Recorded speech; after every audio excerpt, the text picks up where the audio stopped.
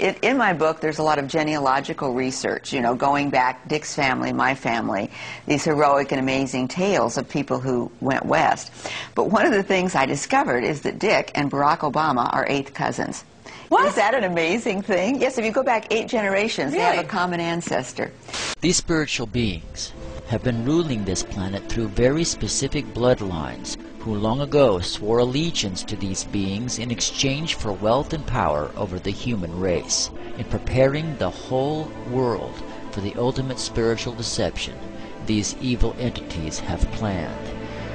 These bloodlines are literally able to be traced by genealogists all the way back to ancient Sumer and Babylonia, and these human familiars or pets of the demonic angels have worshipped Satan and his minions under many forms from the time of Sumer right up to our present day.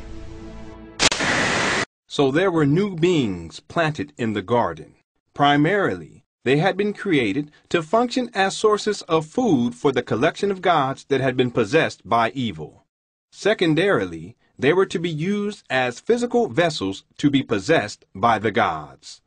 Once possessed, they would be used to carry out evil's plan to spread death and destruction on earth. Incest was practiced by ancient Egyptian royalty. Mothers married sons and brothers married sisters to keep the power and the money all in the family. Like their pharaonic ancestors, the British monarchy have a long history of incestuous inbreeding.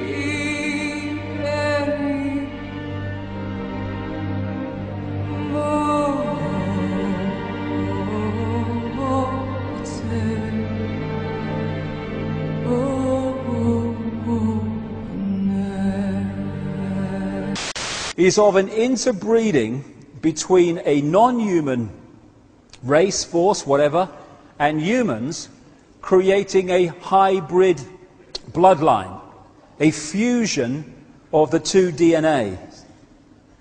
Even in Genesis, we have one version of this, but you find this all over the world, in every culture.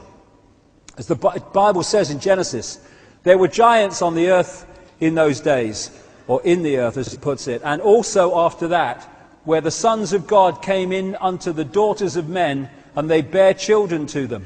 And the same became mighty men which were of old, men of renown. These hybrid bloodlines, this interbreeding, produced the kings and queens and the elite royal families of the ancient world, where they claim their right, their genetic right to be the king or the queen or the leader because of their connection to the gods. And all over the world you find this. And what do we have today? We have the Queen as head of state of this country purely because of her DNA. In Sumer you find the same. Sumer, which became Babylon, which became Iraq, has ancient texts and tablets which describe the same recurring global story of this interbreeding to create this hybrid race. The hybrid race became known as the demigods, part human, part God, because of this interbreeding connection. This hybrid bloodline went off across the world, up into Northern Europe. It became the power behind the Roman Empire and the creation of the Roman Church, which became, of course, global Christianity. Much more about that as we go along.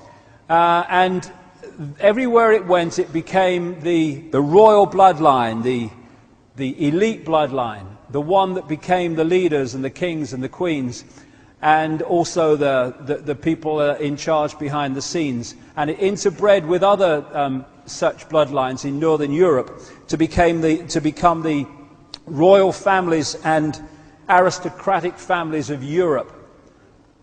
And so today, these hybrid bloodlines are known as the Illuminati, the illuminated ones, and they're the ones that control the transnational corporations, governments, the banking system, the whole shebang that dictates and controls the direction of society. Many of the United States presidents have blood relations with each other. The Bush lineage has blood ties to a great number of former presidents. George Washington, Millard Fillmore, Franklin Pierce, Abraham Lincoln, Ulysses Grant, Rutherford Hayes, James Garfield, Grover Cleveland, Teddy Roosevelt, William Taft, Calvin Coolidge, Herbert Hoover, Franklin Roosevelt, Richard Nixon, and Gerald Ford. Michael Tessarion points out in his work that Bush is closely related to every European monarch on and off the throne, and has kinship with every member of Britain's royal family. Bush's family tree can be documented as far back as the early 15th century. He has a direct descent from Henry III and from Henry VIII's sister Mary Tudor. He is also descended from Charles II of England. And we also find that George W. Bush is a direct descendant of Godfrey de Bouillon. Godfrey was the first king of Jerusalem after he recaptured it from the Saracens, which was the name for the Islamic faith during the Middle Ages. It is interesting to note that the current occupation of the United States in the Middle East was re-established by the same family, George Bush Sr. in 1991, and again by George Bush Jr. in 2003. George Bush Jr. is then found to be a cousin to both opposing candidates of his 2 terms in office, Al Gore and John Kerry. Democratic President Barack Obama also has blood ties with George W. Bush, as well as Gerald Ford, Lyndon Johnson, Harry Truman, James Madison, and the British Prime Minister Sir Winston Churchill. On the opposing side of the 2008 presidential ballot, John McCain is descended from Robert the Bruce, King William I of Scotland, and also Godfrey de Bouillon. Let me take you through this, branch by branch. The 101st Airborne Division, Air Assault. Vice President Dick Cheney, the man who's only a heartbeat away from the presidency, is actually a blood relation. He's President Bush's 9th cousin once removed. Cheney's cousin Barack Obama is also Bush's 11th cousin and the 9th cousin of Brad Pitt. But we're only just getting started. President Lincoln was President Bush's 7th cousin 5 times removed, and Bush shared more than just a ballot with John Kerry. That's right, they're 9th cousins twice removed. There's also royalty in the Bush bloodline. Princess Diana was Bush's 11th cousin twice removed. And then there's this bombshell.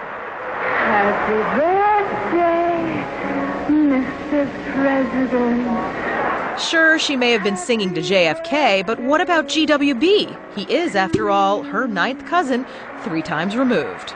He's also related to Playboy founder Hugh Hefner, even Pocahontas, and Vlad the Impaler. Trace the family tree far enough, and you get Madonna, Celine Dion, and Tom Hanks.